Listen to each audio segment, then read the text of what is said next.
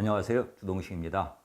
오늘은 우파 부활, 정당의 정상화에서 시작해야 한다 하는 그런 주제로 좀 말씀을 드리고자 합니다. 우리나라 우파가 몰락했다는 것은 이제 새삼스럽게 확인할 필요도 없는, 논란의 여지가 없는 그런 사실이 됐습니다. 감출 수도 부인할 수도 없는 그런 명백한 사실이 됐습니다. 하나의 정당이나 정파가 몰락하는 것이야 어떻게 보면 유권자의 선택의 결과이기 때문에 일상사고 당연한 일이고 특별히 신경 쓰는 일도 없습니다. 그냥 그 정당이나 정파의 문제일 뿐이지 일반 국민들이 굳이 그 문제를 걱정해야 할 이유는 없을 겁니다. 하지만 이제 그 우파 전체가 몰락한다는 건 좀 차원이 다른 문제 같아요. 우파가 상징하는 가치가 분명히 우리 사회에 필요하다고 보거든요.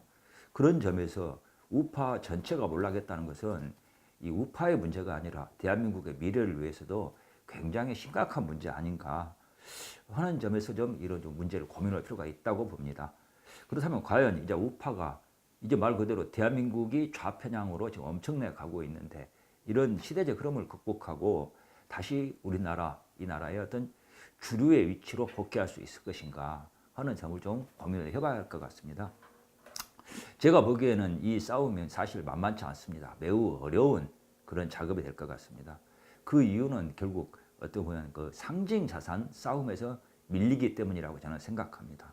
상징 자산, 이제 우파의 상징 자산은 이승만, 박정희, 반공, 경제개발, 한국전쟁, 군부독재, 또 영남, 자유한국당 등으로 좀 상징된다고 볼 수가 있습니다. 좌파의 상징 자산은 김대중, 노무현, 민주화, 남북대화, 그리고 이 5.18 광주항쟁, 호남, 더불어민주당 등이라고 할 수가 있습니다. 정치는 이 상징 자산에 대한 의존도가 매우 높습니다. 어떤 정당이나 정치 세력이 자신들을 지지해야 하는 이유를 길고 복잡하게 설명하기는 어렵거든요. 유권자 대중이 무슨 공부하는 학생들도 아니고 정치는 대학 강의가 아니기 때문에 그렇게 일일이 한 사람 한 사람 붙잡고 설명해가지고 지지를 얻어야 된다는 것은 거의 불가능한 일이라고 봐야 할 것 같습니다.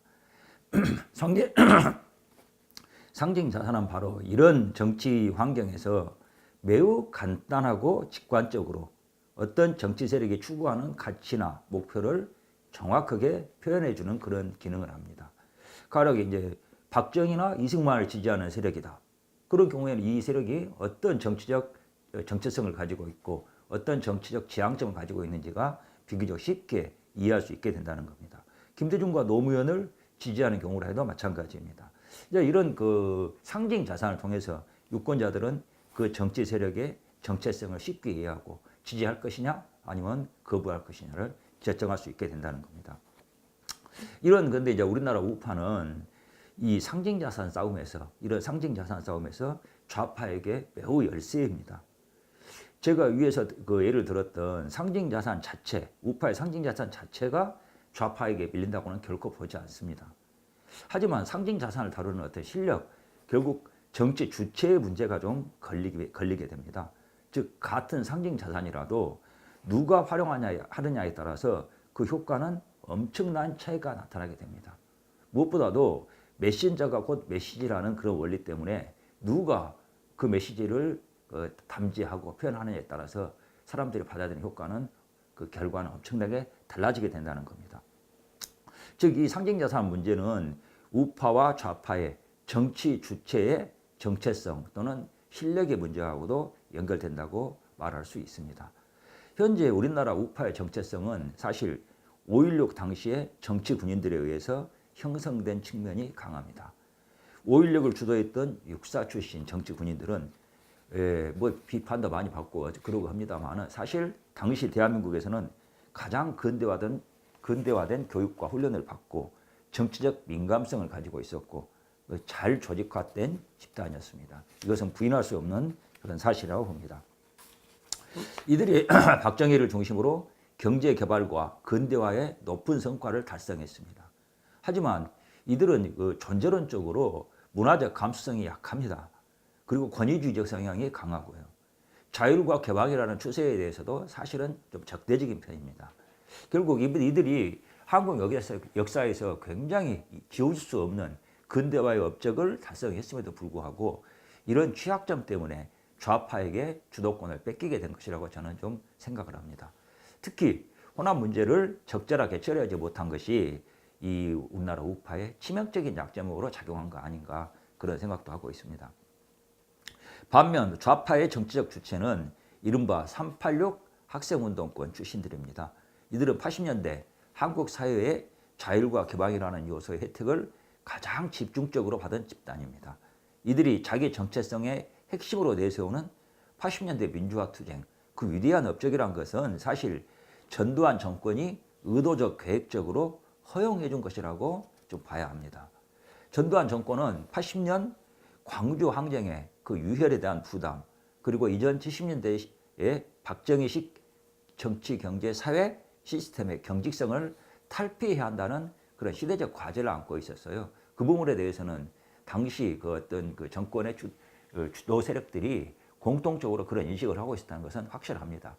이미 그 박정희 시스템에 대해서 그런 비판이 나오고 있었고, 이 사회나 경제, 정치 모든 부분이 개방과 자율, 유연화로 가야 한다는 것은 어떤 보면 사실 시대적 합의였거든요. 그래서 전두환 정권은 자율과 개방을 선택한 그쪽 방향으로 나아갈 수밖에 없었습니다. 경제에 있어서도 이 개방과 이런 방향으로 나아갔고요. 이제 물론 지금도 뭐 많이 지금 거론되곤 하는 극악한 인권 유린 사례가 있었던 건 사실입니다. 하지만 전반적으로 대한민국의 80년대는 정치, 경제, 사회, 문화 모든 영역에서 광범위하게 본격적인 개방과 자율, 유연화가 진행된 시기였다는 것을 분명히 말씀드릴 수 있습니다. 이른바 이제 80년대 학생운동권 출신들이 장점으로 가지고 있는 비권위적 외형, 그리고 스펙, 문화적 감수성도 바로 이 전두환 체제의 선물이라고 할 수 있다는 겁니다. 상징자산에서 싸움에서 이들이 유리할 수밖에 없는 조건 자체가 바로 80년대 결과물인 것입니다. 대중, 특히 청년층에게 어필하는 데 있어서 우파는 이런 점에서 좌파의 상대가 되기 어렵습니다. 좌파는 문화적으로 훨씬 세련되고 젊은 감수성에 어필하는 그런 능력을 갖고 있습니다. 물론 앞으로는 이제 우파도 변화할 겁니다. 하지만 현재 상황은 그렇다는 겁니다. 그러면 어떻게 해야 되는가? 우파의 부활 또는 우파적 가치는 포기해야 하는 것인가? 상징 자산이라는 것은 이 상징 자산 싸움에서 이제 우파가 밀린다 말씀을 드렸는데, 상징 자산 싸움은 사실 이 오랜 세월에 걸쳐서 상징 자산은 축적할 수밖에 없습니다. 본질적으로 그리고 한국은 굉장히 상징 자산이 빈약한 나라예요. 사실 이 상징 자산이라는 게 이제 가장 잘 발현되고 위력을 발휘하는 게 문화 분야인데, 상징 자산을 가장 본격적으로 다루는 영역이 문학 분야입니다. 우리나라 문학 분야의 성과가 사실 매우 빈약하다는 것은 인정할 수밖에 없습니다. 위대한 작가도 드물고요. 상징 자산은 또한 본질적으로 과거의 것입니다. 한국의 상징 자산이 빈약하기 때문에 역설적으로 한국의 정치는 과거사 싸움에 몰입하는 그런 경향이 있습니다. 친일과 반일, 누가 친일이었냐, 누가 반일을 했느냐, 이걸 가지고 다투고, 민주화와 독재가 다투고, 박정희 이승만과 김대중 노무현이 시체장사, 관장사를 합니다. 상징 자산이 빈약한 한국의 정치 문화에서 그게 그나마 대중들에게 먹혀드는 그런 상징 자산이기 때문에 이런 현상이 발생을 합니다. 하지만 이제는 이런 상징 자산 싸움은 그만해야 된다고 저는 봅니다. 그건 본질적으로 과거의 유산을 놓고 다투는 싸움이기 때문입니다. 과거에 벌어진 일을 놓고 지금 아무리 다퉈봐야 과거에 벌어진 일이 없어지거나 바뀌거나 그러지는 못합니다. 결국 해석의 차이를 놓고 다투는 게 싸움이거든요. 조선시대 선비들이 제사 지내는 문제를 놓고 몇십 년씩 싸웠던 사례, 경북지방에서 서원을 하나 만들면서 이 위패의 위치를 누가 먼저 놓을 것인가 가지고 70년을 싸웠다고 합니다. 그 싸움 결국 결론이 안 나고 나중에 대운군이 그 서원 때려 없애면서 문제가 해결됐다고 그러더라고요. 그런 싸움하고 지금 뭐가 다른가? 박정희를 지금 높이 평가한다. 저도 박정희 대통령, 위대한 대통령이고 높게 평가한다고 봅니다. 하지만 높게 평가한다고 해서 그 박정희 대통령의 노선을 현실에 적용할 수는 없거든요. 지금 이 상황에서.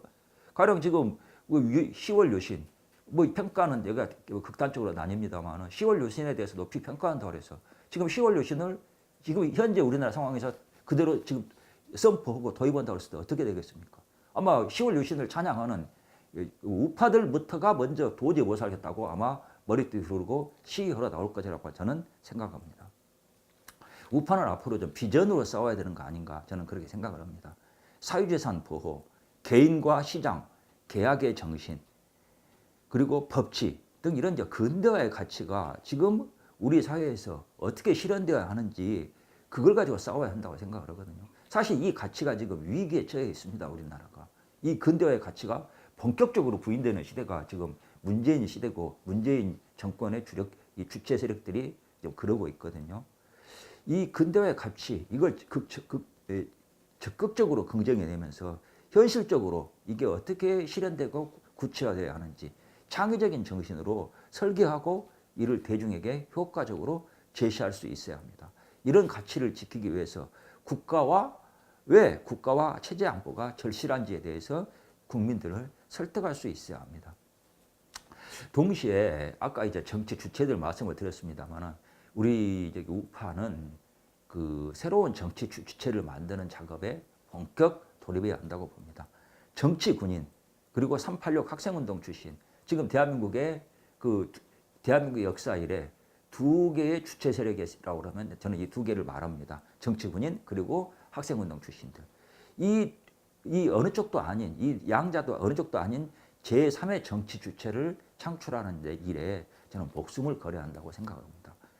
그것이 무엇이냐? 그 제3의 주체가 무엇인가? 저는 당원이라고 봅니다. 대한민국 역사에서 최초로 정치를 본격적으로 다루는 정치 주체가 등장해야 한다는 것입니다. 정치 군인 그리고 386 학생운동 출신들 모두 정치적 존재가 아닙니다.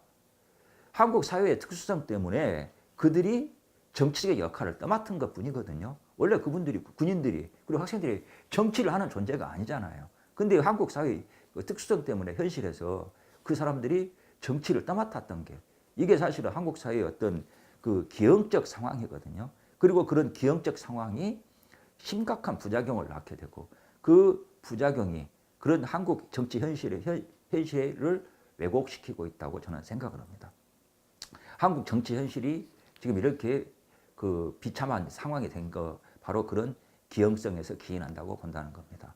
이런 기형적 상황을 바꾸려고 그러면은 본질적으로 정치적 존재인 당원이 제 역할을 해야 됩니다.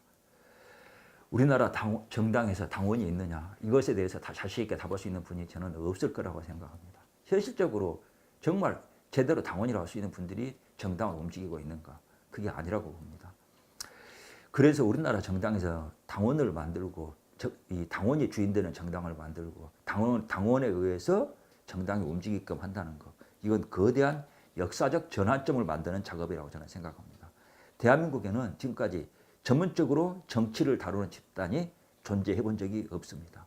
그러니까 정치를 전문적으로 다루는 집단이 없으니까 토론도 없고 정치 컨텐츠도 없습니다. 정치 컨텐츠를 다루는 토론이 없으니까 결과적으로 어떤 현상이 생기느냐. 정치 리더십이 실종됩니다. 지금 대한민국에서 뭐 난다 긴다 하는 정치 지도자들 대부분 보면은 정치권이 아니라 다른 영역에서 자기 어떤 스펙을 쌓고 캐리어를 쌓아가지고 정치권에 의해서 그 어떤 캐리어나 스펙을 활용하고 있는 좀 그런 이상한 현상이거든요. 이게 이제 이런 식으로 정치가 비정상화되고 정상적인 정치 리더십이 만들어지지 않으니까 이 정치가 정치적 이권의 거래로 전락합니다. 정치에서는 정치적 컨텐츠와 정치적 가치가 거래되어야 하는데 대한민국 정당 정치에서는 정치적 이권이 거래됩니다. 그리고 정당은 정치 자영업자들의 임시 수용소 역할을 합니다. 386 학생운동 출신들이 정치를 하는 핵심 단위가 뭐라고 보십니까? 정당일까요? 아닙니다. 바로 386 학생운동 출신들이 정치를 하는 핵심 단위가 바로 시민단체입니다. 참여연대, 경실련, 환경운동연합, 온갖 시민단체들이 학생운동 출신 386들을 껴안고 있습니다. 사실상 대한민국 정치는 이들 시민단체들이 비공식적이고 은밀한 내부 담합과 거래를 통해서 제도권 정당의 영향력을 행사하는 그런 방식으로 기형적인 방식으로 이루어지고 있습니다. 시민단체 내부의 의사결정이 그러면 투명하고 공정한가? 그게 아니라는 것은 시민단체 출신들이 누구보다도 잘 알고 있습니다. 선후배 기수 따지고 명망성 따져가지고 다들 알아서 인정하는 그런 묵계가 이루어집니다. 이렇게 허접하고 개판인 조직이 공적인 국가기구라고 할 수 있는 정당의 의사결정을 좌우하는 그게 지금 대한민국 정치의 현실입니다. 사실상 시민단체가 정당을 하부 단위로 거느리고 있는 그런 구도인 것입니다. 이 구도를 깨야 합니다. 이것은 386 학생운동권 출신들이 가장 힘을 발휘하는 그런 구조입니다. 정당 안에서 난다 긴다 하는 국회의원들이 자기들끼리 형, 동생 이렇게 부른다고 합니다. 특히 이 소위 말해서 더불어민주당 같은 곳에서 그런 경향이 심하다고 합니다. 이런 문화가 바로 이 그 시민단체가 정당의 영향력을 발휘하는 그 구도에서 나온다고 보거든요. 이 문제를 해결하려면은 당원들이 제 역할을 해야 합니다. 이 변화를 통해서 비로소 어마어마한 좌파의 문화 권력, 헤게모니를 깰 수 있습니다. 과거의 사건이나 인물을 놓고 누가 더 옳았느냐 다투는 상징자산 싸움을 탈피해서 미래의 비전을 놓고 결전을 벌일 수 있게 됩니다. 대한민국 좀 극단적으로 말해서 사기공화국이라고까지 표현을 합니다. 정당의 의사결정 구조조차 사실은 사기에 가깝습니다. 당원들의 실명성도 없고 정확한 어떤 표의 대의성, 표의 직계 반영도 되지 않습니다. 이걸 깨는 노력을 통해서 한국 사회가 정상화되는 노력이 좀 시작될 거라고 봅니다. 정당에서 이런 노력을 시작해야 한다고 봅니다. 진성당원제 그리고 당원 중심 정당이 그래서 우파의 이 정상화의 관건이라고 봅니다. 여기에서 모든 게 출발해야 합니다. 온갖 명분과 이론 동원해도 이 문제를 해결하지 못하면 도로함이 타버려 될 것이라고 봅니다. 우파가 어떻게 살아나갈 것인가, 우파의 가치가 대한민국에서 어떻게 살아날 것인가 하는 고민에서 말씀드려봤습니다. 감사합니다.